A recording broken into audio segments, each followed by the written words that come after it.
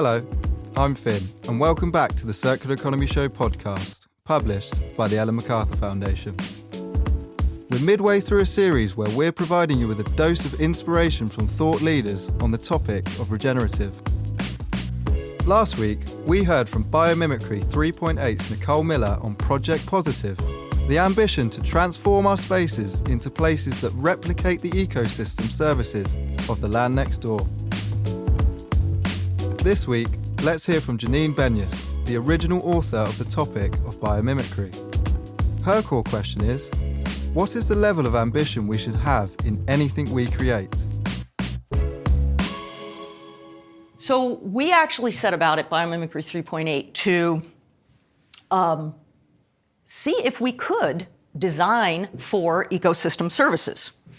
And we said, people said, okay, well, you're probably going to plant a lot of plants because they'll cool the air, they'll build soil for you. The plants will do it. Because as a toddler, which we are, we're a very young species, 200,000 to 300,000 years compared to 3.8 billion years. So in our toddler age, we're just like, if we want to do all these good things, we'll just plant some things and nature will do it. The rest of nature will do it for us.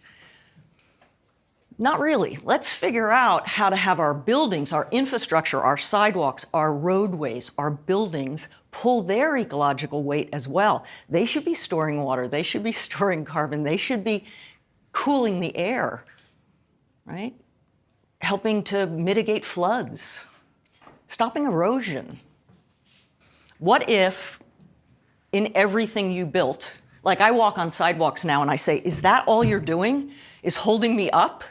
Why aren't you permeable? Why aren't you storing water? Why aren't you purifying the air through photocatalytic cement? Why aren't you storing CO2 by biomimetic cement that works like coral, based on coral reefs to store that CO2?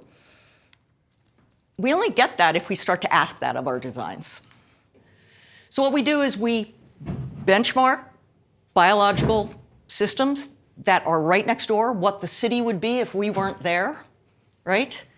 It would be a forest, or it would be a prairie, or a combination of such. And we go and we actually benchmark the ecosystem gifts that system is doing and their quantities. So we go out, we measure a place like this, and we say, okay, we have this iPad app, and we look at all the services, and we know how much carbon is being sequestered or how much water is being stored.